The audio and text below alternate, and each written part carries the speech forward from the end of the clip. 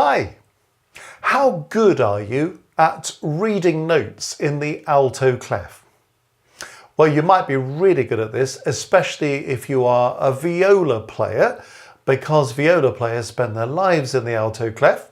There are a few other people who might spend a bit of their lives in the alto clef, like you might be a trombonist playing the first trombone part of an orchestral piece that might just be written in the alto clef.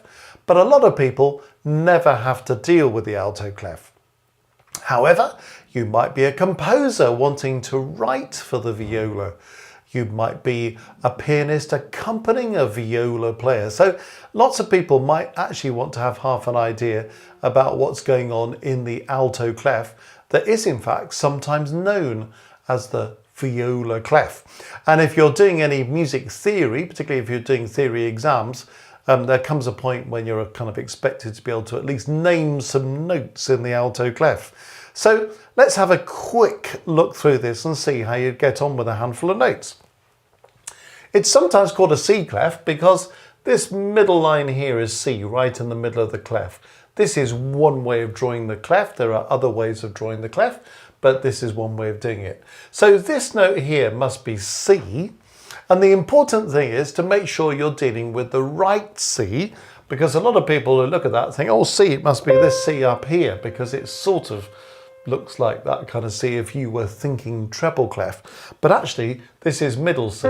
So this note right in the middle of the clef is middle C. Now, you don't have to learn ways of remembering this. You know, you might have learned the spaces in the bass clef by all cows eat grass, or the spaces in the treble clef as spelling the word face. But you don't need to do that unless you're wanting to be fluent in the alto clef.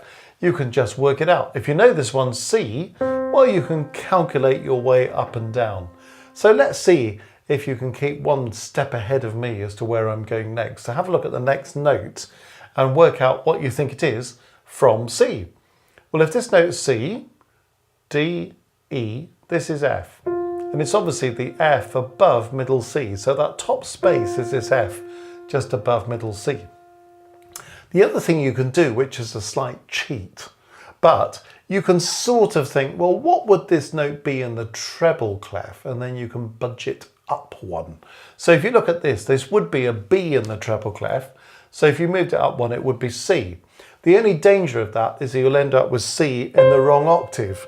But so if you just remember, you can think in the treble clef, budge up one, and then go down an octave. It's another way of doing it. So like this one looks like E in the treble clef, doesn't it? So if I take it up one, it'll be F, but I've got to go down an octave from where it would be in the treble clef, if that makes sense. So there's F. So I can look at this one and I can say, well, that looks like G flat in the treble clef. So in the alto clef, it must be A flat. Let's check this out. If C is here, then this note's B, so this is A flat. But of course, it's A flat, a third below middle C. So you're beginning to see how to do this. If I look at this, it looks like F sharp in the treble clef, so that would make it G sharp, wouldn't it? Let's check it out. If this line is C, C, E, G, so G sharp, and it's the G sharp that's a fifth above middle C, isn't it? This note here, well, if this note's C, well, this must be one above it, so it's D, isn't it? And also, if I'm thinking treble clef, if that's C in the treble clef, well, going up one from there would be D. Going down an octave brings me to this D, doesn't it? Okay, so what's this note then? Well, if we go down from C, we're going to go C, A, F, E. Or I could think, well, that looks like D in the treble clef. So if I go up from that D in the treble clef, I'd have E. But remember to go down an octave, because this is actually the E below middle C, isn't it?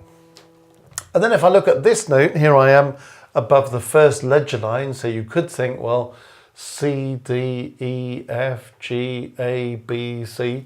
Well, you could think, well, that would be B in the treble clef. So go up one, it would be C. Come down an octave and you get C, which is obviously an octave above middle C. So a way of dealing with reading the alto clef. You may never need the alto clef between now and the end of your life, but if you do, well, there's a quick bit of practice in how to do it. And if you want to explore the alto clef a bit more, we cover that in some of our theory videos. So if you wanted to have a little look, maybe at the grade 4 theory level of our videos, you'd find out a little bit more about this and have a bit more practice in it. But well worth just getting to know your way around the alto clef, should you ever bump into any music in the alto clef.